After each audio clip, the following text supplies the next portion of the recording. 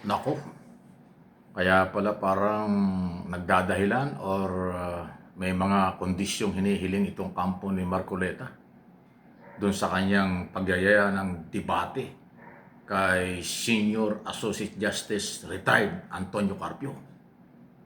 Kasi ngayon pa lang, dahil tinanggap ni Carpio yung debate, nakahanda na at alam niya. Dahil si Carpio po ay matagal nang naninindigan sa isyu ng West Philippine Sea.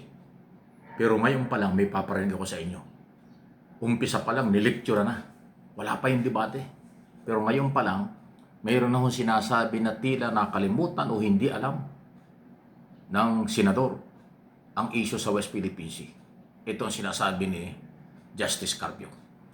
Nag-ano siya, he said two things, no? Dalawang uh, assertions niya. One, sabi niya, there is no such thing as a West Philippine Sea. Ano? Imagination lang daw. That's a fiction of our imagination. There is Wow. no such thing as a West Philippine Sea. Pangalawa, sabi niya, yung Calayan Island Group, may mga isla dyan na outside our 200 nautical mile exclusive economic zone. So, bakit natin kiniklaim yan? That's outside our exclusive economic zone.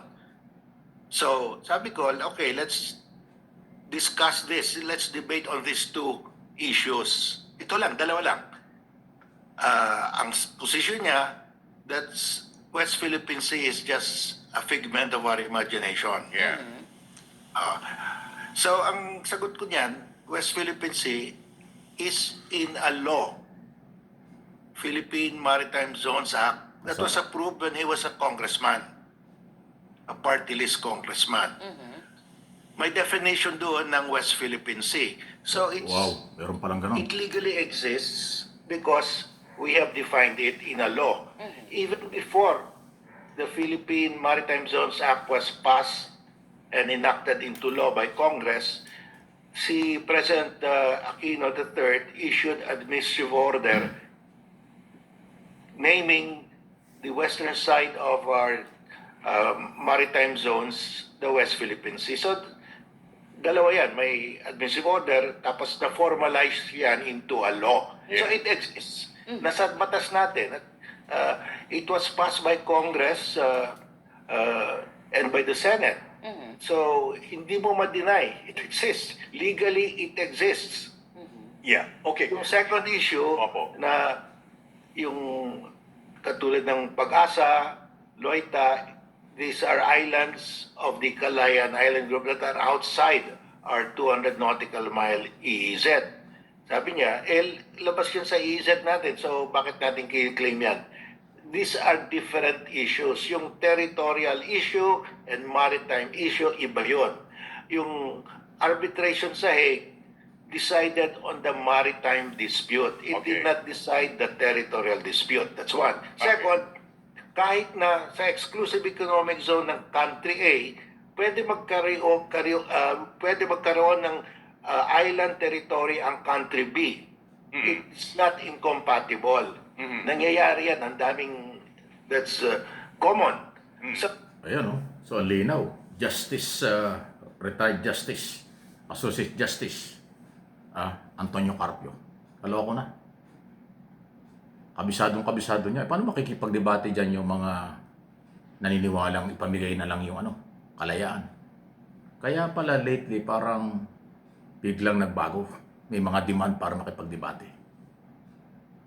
Si Marcoleta pala, Senador Marcoleta, congressman siya no? Nung ginawa yung batas na yun. Bakit hindi niya alam? So, dalawa pala yan na pinasabi ngayon ni Carpio. Naloko na. Kaya, issue lang po, walang personalan.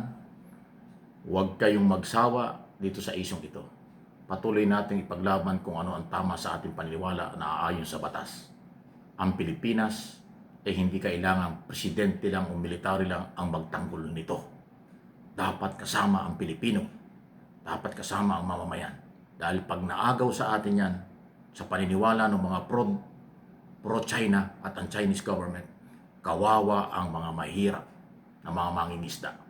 Kawawa ang mga nakatira na merong 8 milyon yan sa paligid na yan ng West Philippine Sea. 8 milyong Pilipino. At sayang ang bilyon dolyares na business sa oil at iba pa sa laman dagat ang West Philippine Sea. Yun po yun. Kaya talagang hindi ko na alam kung paano ko i-describe ang mga Pilipinong pro-China.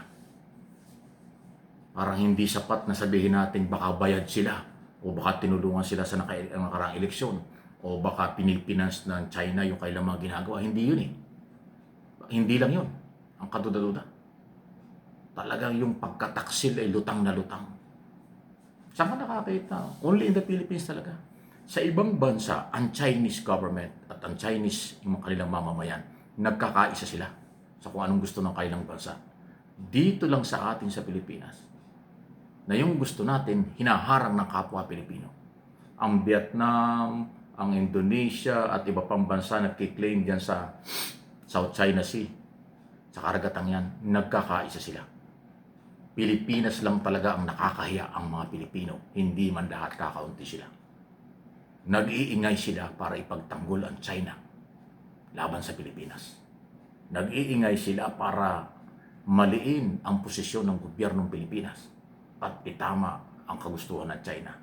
Yan yung iilang mga Pilipinong talagang taksil traitor sa bayan. Pero ganun pa man, kinakampihan nyo, sama-sama kayo. Pero alam ko kakaunti yan. Majority ng mga Pilipino ay matitino, may prinsipyo, may pagmamahal sa Pilipinas, hindi lang sa West Philippine Sea. Pag sinabing Pilipinas, lahat yan. 7,500 island na pag-aari ng Pilipino at ng Pilipinas ay ating pagmalasakitan. Ang kakampi at kumakampi sa nang-aagaw sa Pilipinas, nangaharas sa ating mga mangingisda, sa ating Coast Guard at sa ating military, nangaagaw ng kayamanan ng ating bansa. Hindi lang taksil yung mga taong yan. Sagad pa sa kababawan at kawalan ng prinsipyo. Kaya nga ang aking panawagan, dapat mag-resign ang pro-China. Pinapasweldo kayo ng mga Pilipino galing sa buwis na pinaghihirapan nila, tapos tagapagtanggol ng kabilang bakod. Ano yun? Di ba? Kakaiba kayo, ha? Kung ano ang dahilan at bakit nyo ginagawa, kayo lang ang nakakaalam yan. Pero ang kasamaan at mali, pagkakamali na paulit-ulit, yan po ay hindi katanggap-tanggap sa matitinong Pilipino. Kaya lalo na itong aking mga channel for information at education ng ating pagtalakay. Yung nagsasabi kung ano-ano laban sa akin, yun ay mga troll at mga baser, hindi yung tao. Kaya huwag na inyong patulan.